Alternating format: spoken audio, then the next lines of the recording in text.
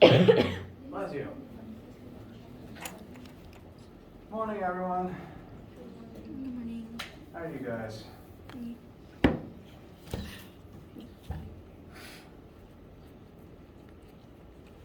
All right. Minor footnote. I have a new work computer today, and it's not ever doing the things that I want it to. So, I apologize for any technical hiccups that happen as I'm learning this new thing. Now, main thing is that the Chapter 5 homework is due tonight. We spent a lot of time on Monday talking about questions from that, which is great. Any last minute or remaining questions or thoughts that or needs you have about that, we can talk about today. Other thing we're going to work on is continuing to talk about Chapter 6, momentum. We've got some sample problems to work. We've got to define a few more terms, and we are going to study how momentum functions in conjunction with kinetic energy in various collisions. So, what questions do you guys have right now? Yes? I think this is one of the ones that we went over, but number 6.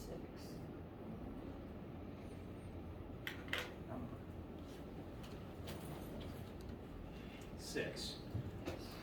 I think we glanced at it, but we can still talk about it again. So 6 is pretty much the same as some of the old Pulley and Atwood's machine questions we looked at in Chapter 4, but now we're going to analyze it through the lens of energy. And main things to note when looking at the physical situation, and the picture presented gives kind of the before state. Mass 1 is in the air, it's about to descend some distance h, M2 is stationary on the ground. This is the initial state. I've drawn in the after state where the two masses have basically swapped positions and they are both moving at some unknown final velocity before M1 actually hits the floor. It's moving at its absolute fastest before the actual collision happens. And the thing to do here, what A is asking you to do, is to compare the energy from beginning to end, compare the energy levels in the initial stage to the energy levels in the final stage, and from that comparison, from that energy conservation, solve for a formula for VF.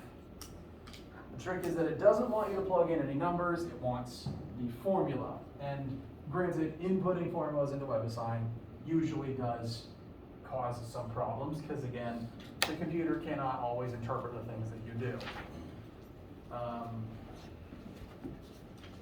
Additionally, the plus sign is currently overlapped with the edge of the board. This bottom one is a plus sign.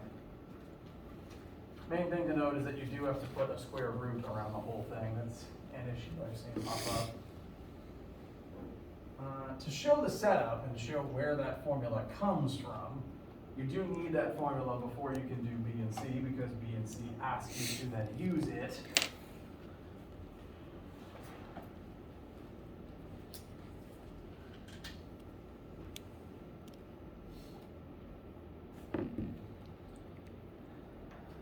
You have to compare the energy totals from beginning to end, conservation of energy. Now, in the initial stage, the picture that the question gives you, the only form of energy that we can really identify is the GPE in M1.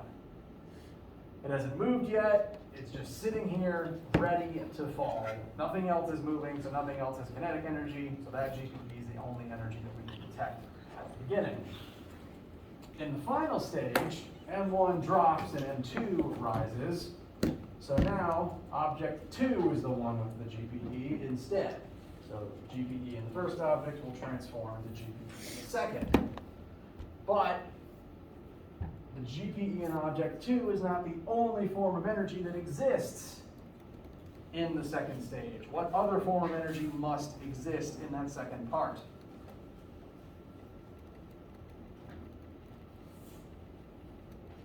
Is it kinetic? It's kinetic. Both objects are now moving. and they're moving at their top speed until M1 properly collides with the floor itself. So not only is the initial GPE from the first object turning into the GPE in the second object, it's also turning into the KE that is spread across both objects and allowing them to move.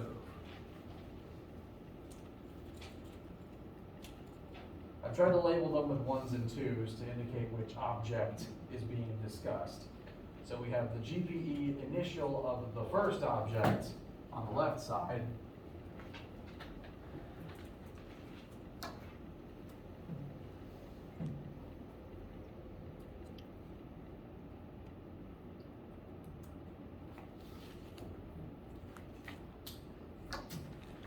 On the right side, we have the final GPE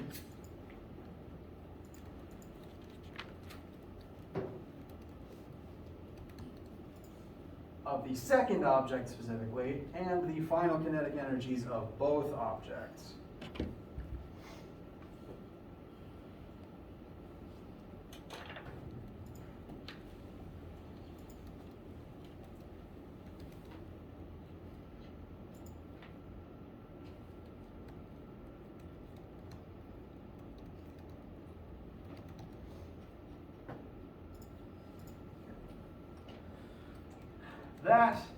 And also we've been told the pulley is frictionless, so there's no work not concerned.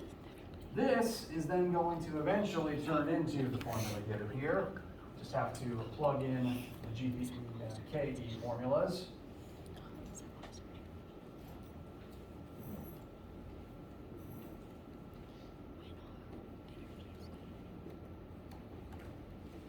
Being sure to specify which masses go in which place, whether it's from object 1 or object 2.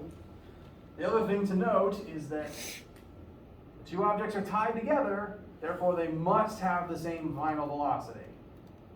Like with all the other pulley problems we've looked at, they're physically stuck. Whichever speed one of them moves at, the other also has to move at. So it's, for the kinetic energy formulas, it'll be the same VF term each time. So it's one unknown that's just in 2 places.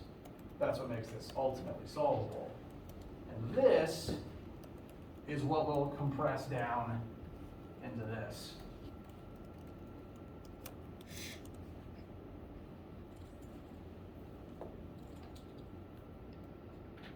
Now once you have gotten this formula input and checked and made sure it's correct, part B gives you a value for M1, M2, and H to plug into it to then be able to solve for that velocity, that top speed at the very bottom of M1's journey.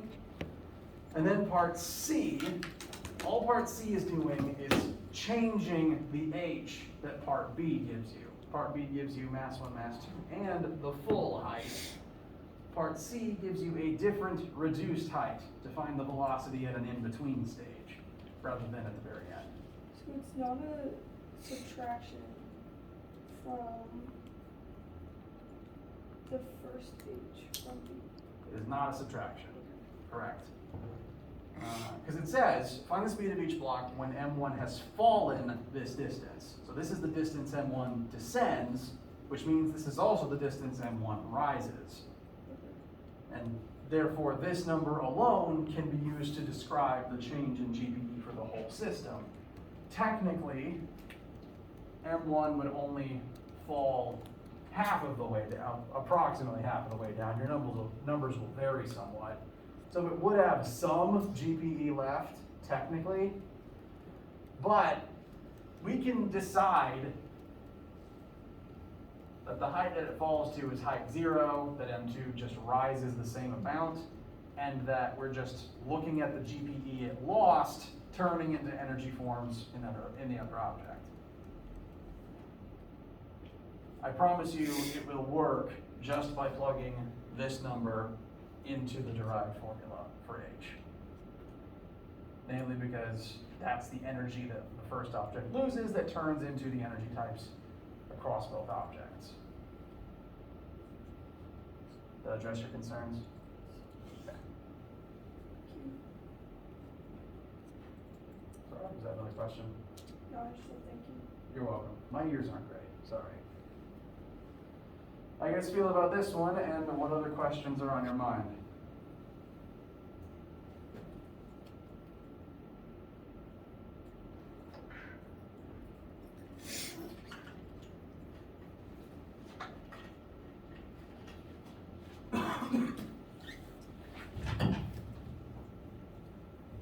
Well, I've got this loaded.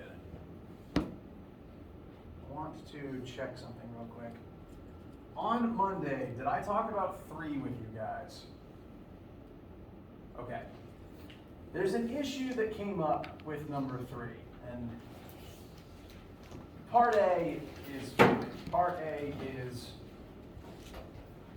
the relationship between the kinetic energy an object has versus the force that does work to stop it. So part A would just use the kinetic energy formula and the work formula.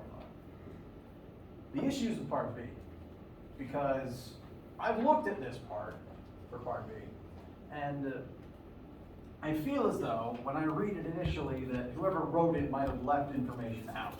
I feel like there's a variable that's missing.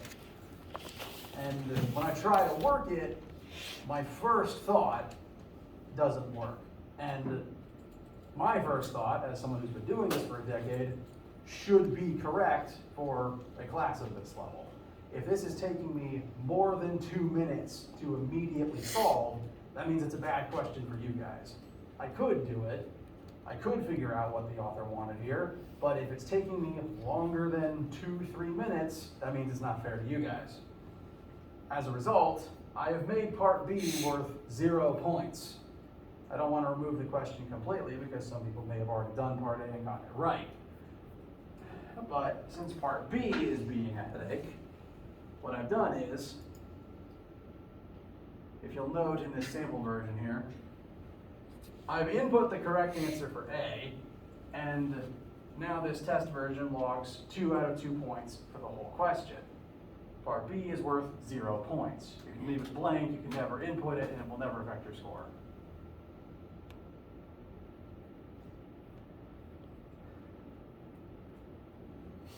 All to say, you don't have to worry about that one. Something's funky about it. If you have already figured it out, let me know, because I'm missing something, and as the teacher, that's weird for me.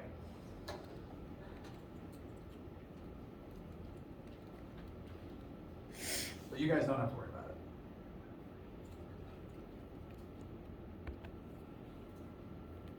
Any questions or concerns right now?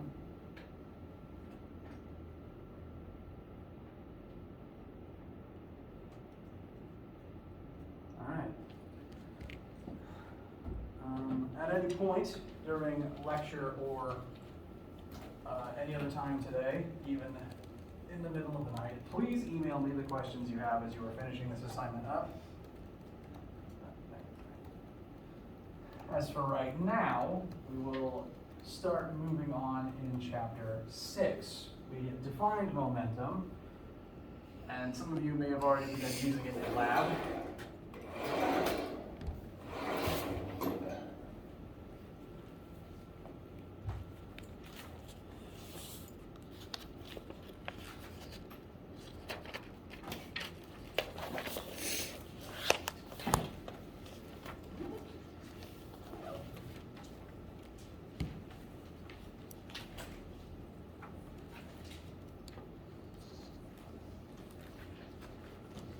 As a brief refresher, momentum, variable is lowercase rho, is equal to an object's mass times its velocity, and it is a quantity that represents how difficult it is to stop or change the motion of a particular object. The faster it's moving, the harder it is to stop. The more mass it has, the harder it is to change its speed.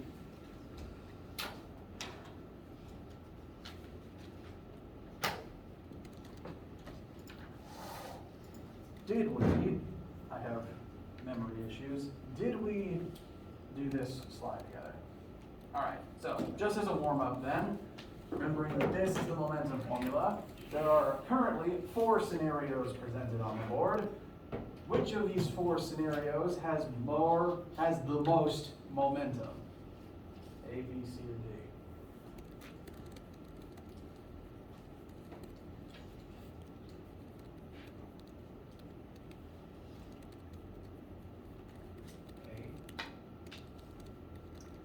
A has the most mass, absolutely. 100,000 kilograms is a lot. Note though, this building, as I hope most buildings are, is stationary. So by definition, does that building have any momentum? No. Unlike inertia, which you can have while you're at rest, you must be moving to possess momentum. So the building, for all that mass it has no momentum. It's very easy to stop because it's already stopped. Say again? D. D is another good guess, because that is the next most massive object present. 2,000 times 1 would be 2,000. There is a trick with this one though. Note the unit of the velocity. This is 1 centimeter per second. And the momentum formula, as with any other formula in this class with a velocity term in it, specifically requests meters per second. So how many meters per second is 1 centimeter per second? 0.01. So 0.01 times 2,000 is just going to be 20 kilogram meters per second of momentum, which is not an insignificant amount. It's just not as much as you might have first thought, because I tricked you. So A is 0, D is 20. What about B and C? They're the only ones left. C is 250. I didn't do any unit shenanigans there. It's just 25 kilograms times 10 meters per second. So the dog has 250 kilogram meters per second of momentum. What about the bullet?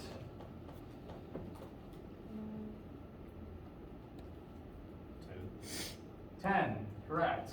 Because I gave you grams for the bullet's mass. 10 grams is 0.01 kilograms. 0.01 times 1,000 is 10. So out of all these objects, between very heavy ones and very fast ones, the dog has the most momentum.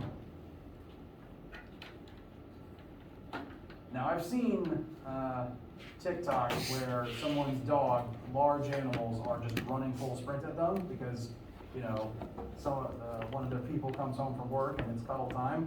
And if a dog at full speed barrows into a human, you will hit the floor. So we have the metrics to confirm that.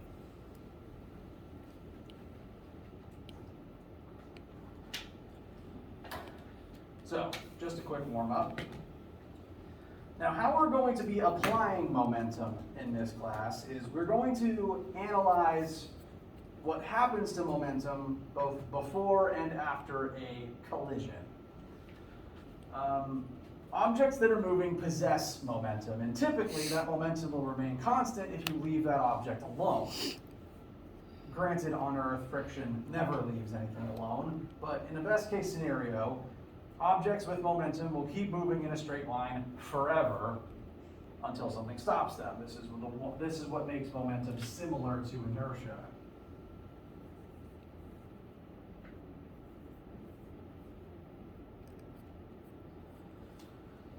But something interesting happens when an object that possesses momentum enters a collision. And a collision is just defined as any interaction between two or more objects, where there is an exchange of momentum and kinetic energy. A lot of different and occasionally weird things qualify as collisions from a physics perspective. As long as there is in some way, shape, or form an exchange of momentum and kinetic energy, we call it a collision type question. And we're going to look at some of the different forms those can take in the coming days. Something to note though,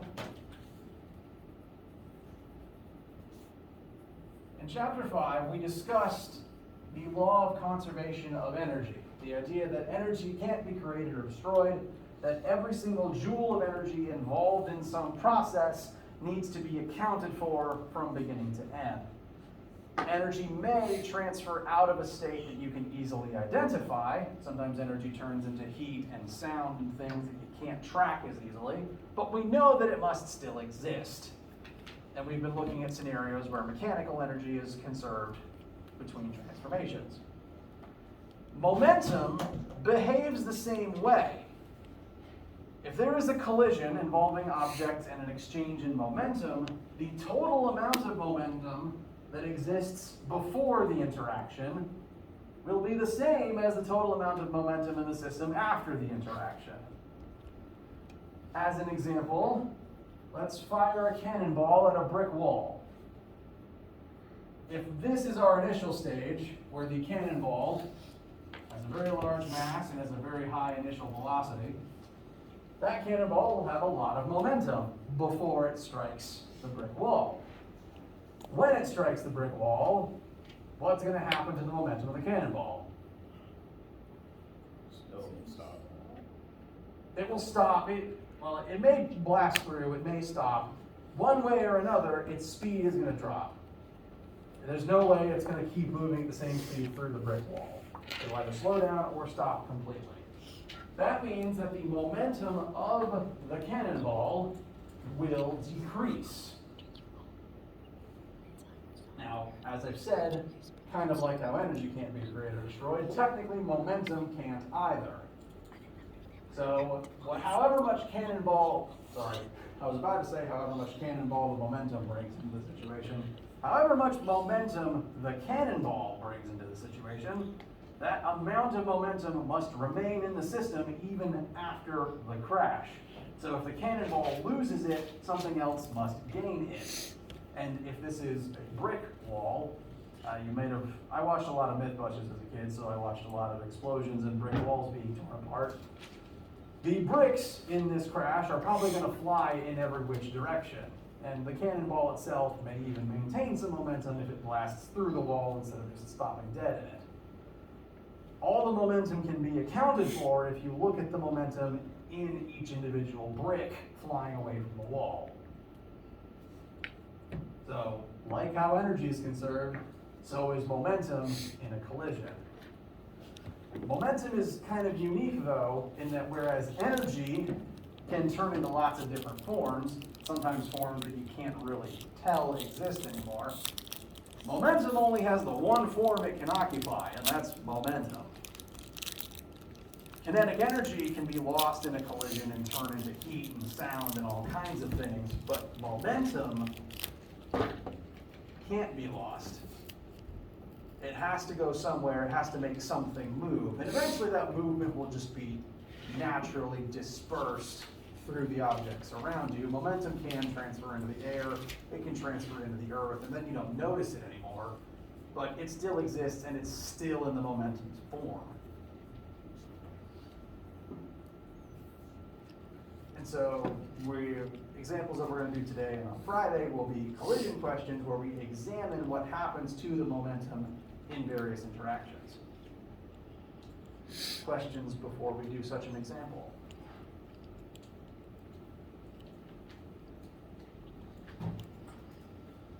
All right. So this will be our first collision example. We're going to fire an arrow at a log.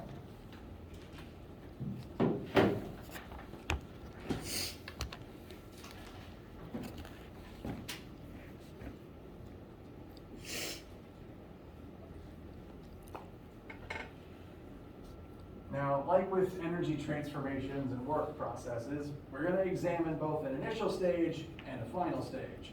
Initial being before the collision occurs, and final being after the collision has occurred and is complete.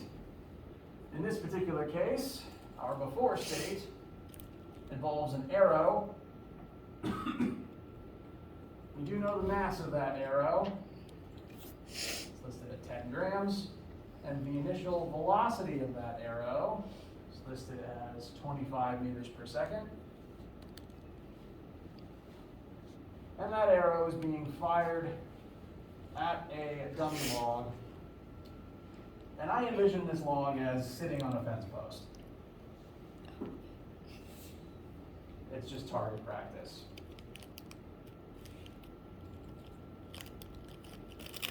Now, said log, we also know its mass, that is 5 kilograms, And its initial velocity is all of 0 meters per second. It's not moving yet, it's literally a log. So our initial state, someone is just lining up the shot and firing the arrow at the log. Before they ever make contact, where is all the momentum in this system located? The arrow. The arrow. It's not a trick, the arrow is the only thing moving. So the arrow has all the momentum here. Now in the final state,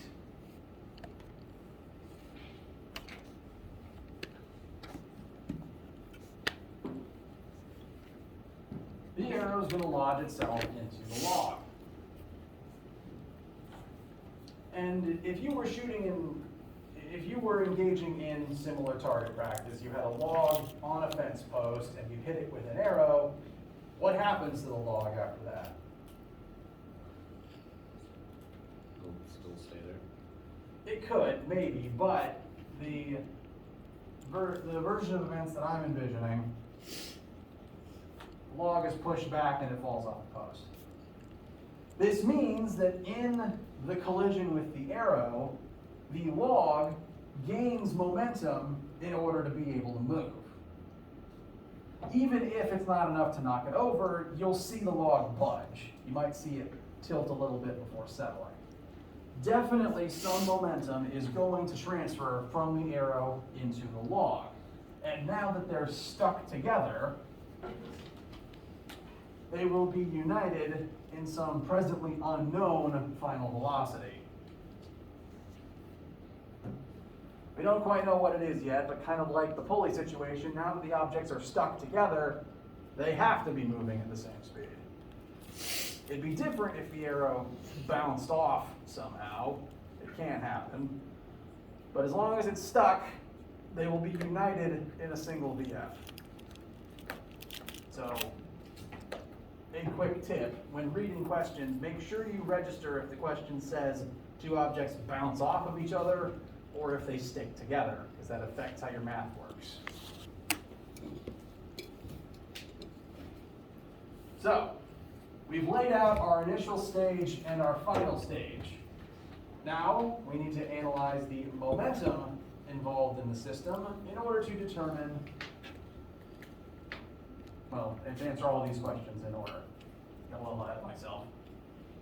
First question, how much momentum is in the system before the collision occurs? It's simply asking, what is the left side of the momentum conservation equation? What is the total sum of momentum for both objects added together before they properly collide? So,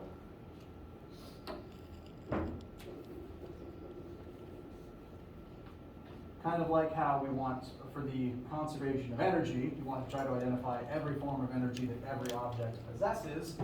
Here we're going to examine how much momentum each individual object possesses. So, total momentum initial, we'll examine the initial momentum of the arrow, plus the initial momentum, well, right, yeah, instead of these, of the log.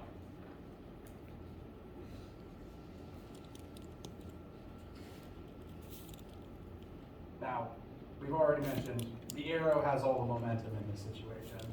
I'm just showing the log to demonstrate mathematically why its momentum is 0. So for the arrow, that's going to need the arrow's mass times the arrow's initial velocity plus the product of the log's mass times the log's initial velocity. Mass of the arrow, 10 grams. How many kilograms is that? 0.01. Very good. These always have to be in kilograms. Correct. Every single formula takes kilograms.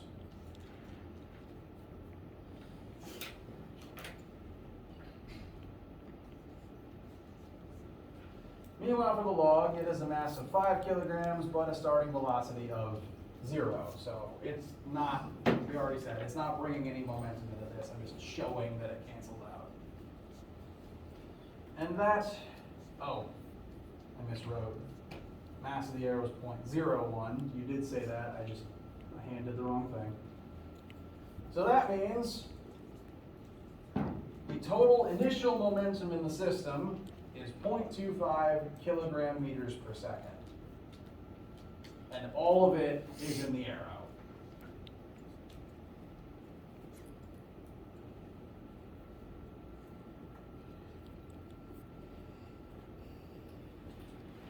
The next question is, how much momentum is in the system after the collision ends?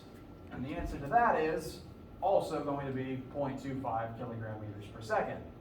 Because, like how energy is conserved, the total amount of momentum in a system before things crash is the same as the total amount after they crash.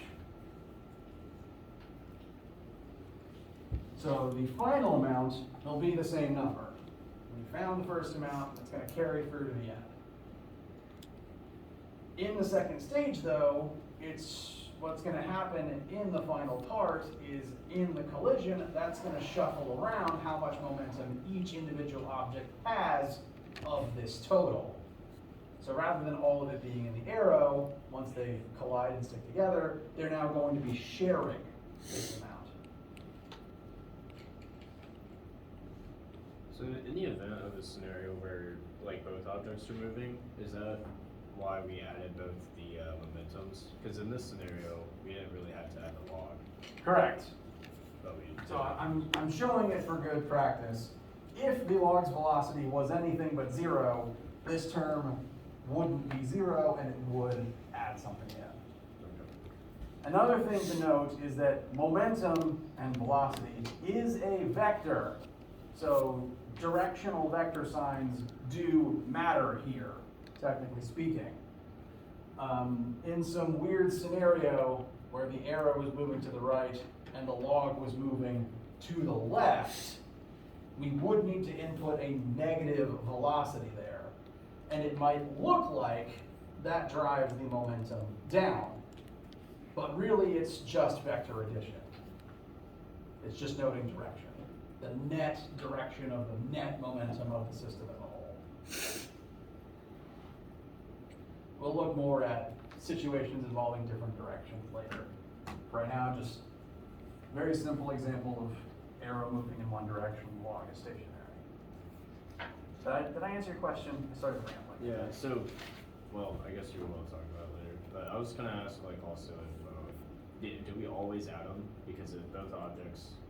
It is technically addition, because it's the sum of all the momentums, but it's possible for one of them to have a negative sign.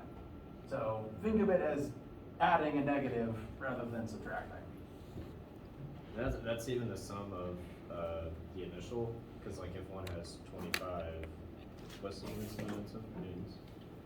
Sorry? Is the units of momentum newtons? It is not. No. Unit of momentum is kilogram meters per second, Okay. because they didn't bother to invent a unique one.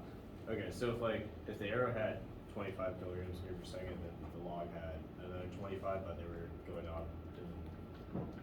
They were both going at each other. Would the initials be 50 or would it be 0?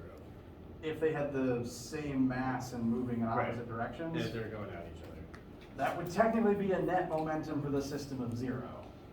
Okay. Now, obviously, each object would have its own amount, but when you add the positive to the negative, the system's amount is 0. And what that probably means is, if they were to have a head-on crash, they would crumple together and stop. So that equation is only like the bigger picture of the whole system, not necessarily the objects Right.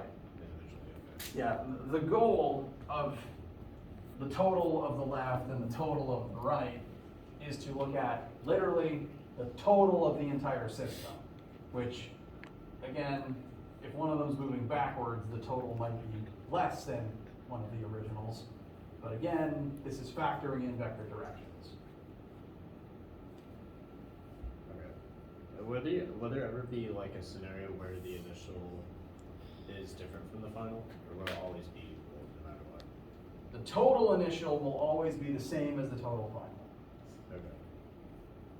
Even if the total initial is 0, which does happen, the total final would also be 0. It would just be different numbers that add up to 0. Okay.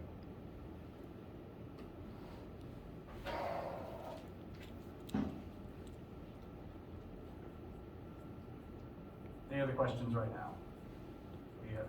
We had glanced into a lot of things we'll talk about later, I promise.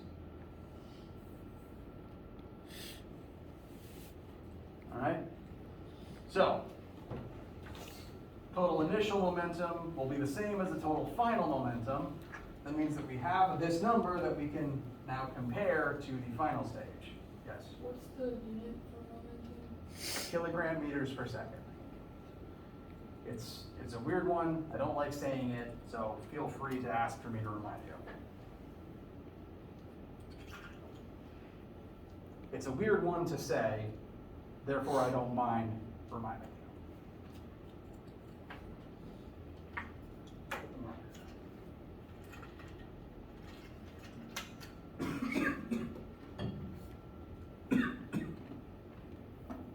So the arrow is going to embed itself in the log. They will stick together and travel at the same final speed. So on the final side of things, let's clock and add up the final momentum of each object.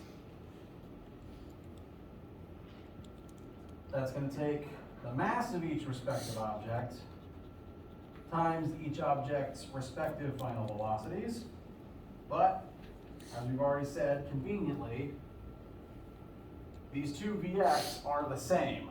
Since they stick together, they have to move at the same final velocity. So it's another case of the same variable just being in two places. We don't have to find two different things.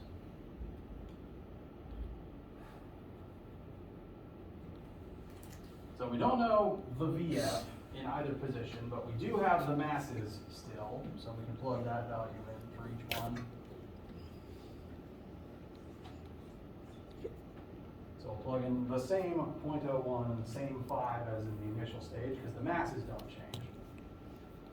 And since it's the same VF, we can utilize the distributive property to try to simplify that right side. Left side is still adding up to 0.25. So that's going to be the total that we're aiming towards. Right side, we can simplify, pull the VFs out from each term. VF times 0.01 plus 5.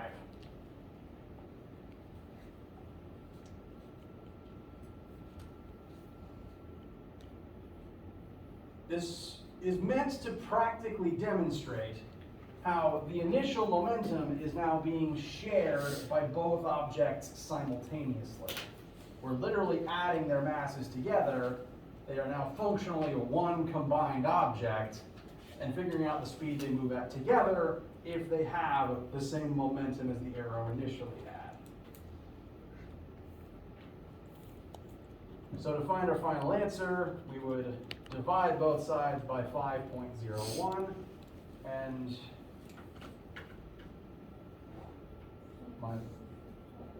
say it again. 0.04, I'm sorry, 0.05. 0.05? Yes, it's like 0.499. Yeah. Yeah, we can round it to that, thank you.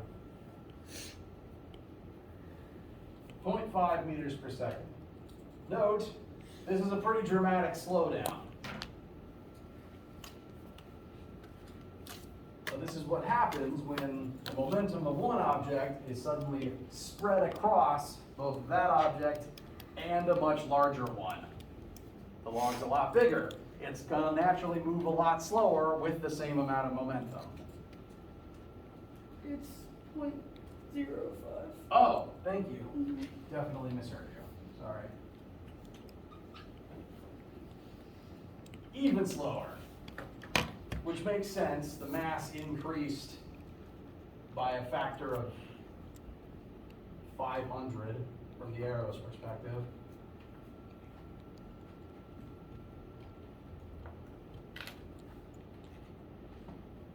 So now that this initial momentum is shared across both the arrow and the much more massive log, the speed of the system is a lot slower than the arrow by itself, which makes sense if you've ever watched archery. Once the arrow tends to embed itself in a big wooden target doesn't move that much. It might budge, and the arrow also basically comes to a stop, depending on just the size of whatever your target is. So, math validating what you may have seen before. How does this feel?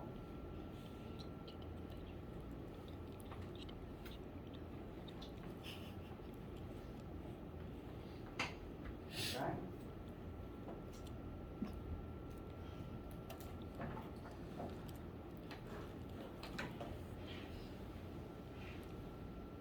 Any other questions at this particular time? All right.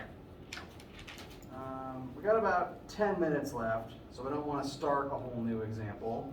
So instead, let's look at the last couple definitions most of the last couple definitions that will need this chapter so that we can utilize them in examples on Friday.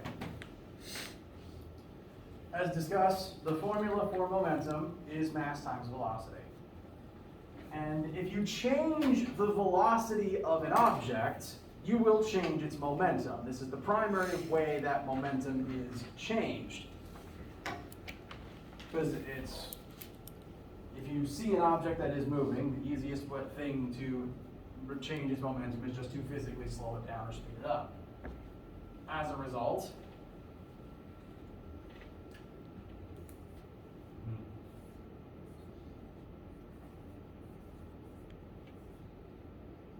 it's often said that the change in momentum is equal to mass times the change in velocity. So, an object's momentum does change. We noticed that with the arrow just now. In that collision, the arrow lost a lot of momentum, and the log gained it. That's why the log was able to budge. Not by a whole lot, but it did budge. So, a single object's momentum does change in various interactions, and Newton noted this. He actually noted this in the second law of motion. This is mostly an interesting historical note, but the Newton's second law that we've already covered is not actually the original form that Isaac wrote down. What he actually wrote down was this. Instead of F equals ma, he wrote down net force equals change in momentum over time. What Newton was noting here is that when you apply force to an object, since the entire point of applying force to something is to accelerate that mass, to change its velocity, force changes the momentum of objects it acts on. If you are playing baseball and you hit the ball with the bat, you will exert a force on the ball with the bat, and that force will change the velocity of the ball. The ball goes from going this way to going that way. That's a very big velocity change. That's a very big momentum change from the ball's perspective. Force changes momentum.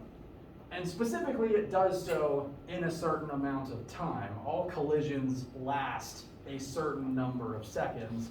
It's usually a very small number of seconds.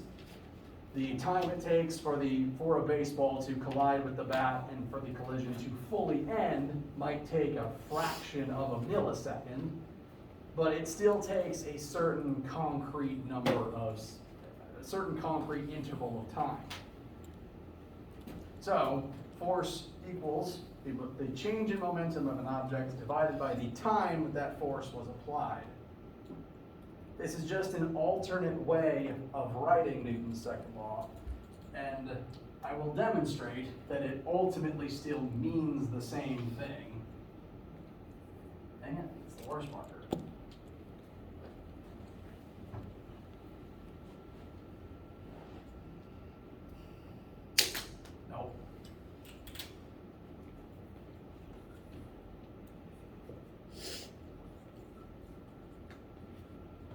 Force equals change in momentum over change in time.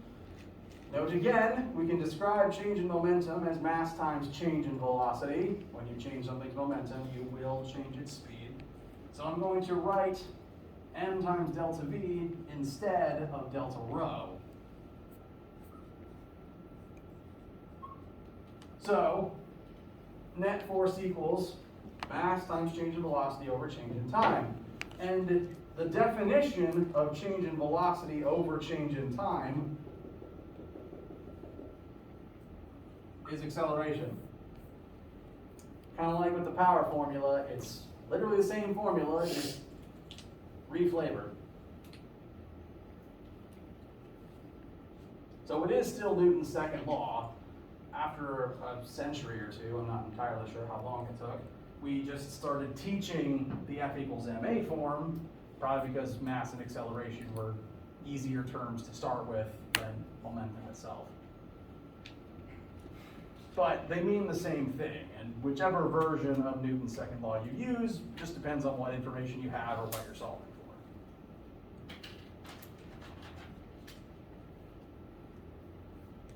Questions so far?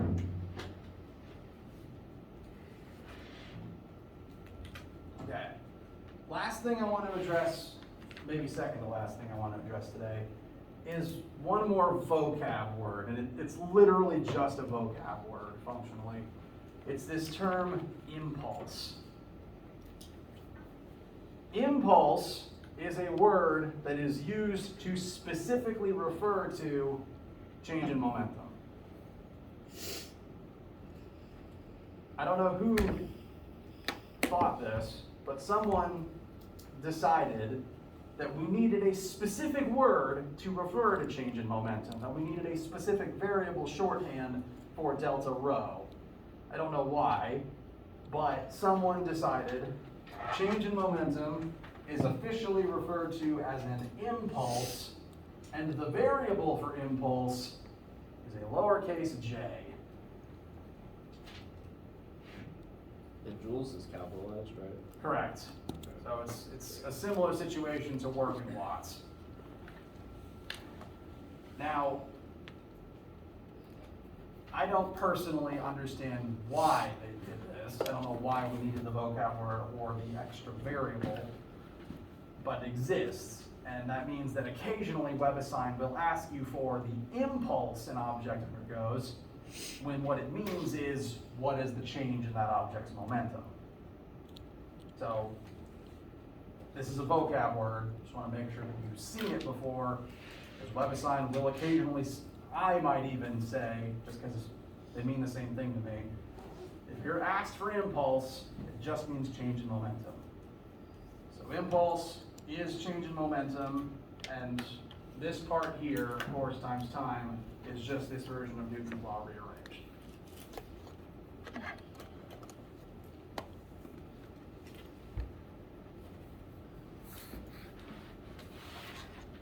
Questions?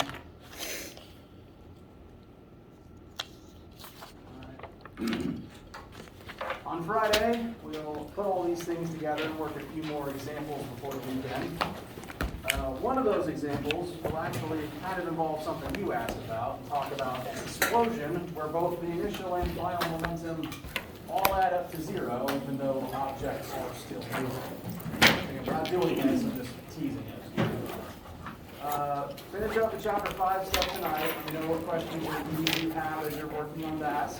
And I will see you Friday. Lab today, Friday. Have a good day.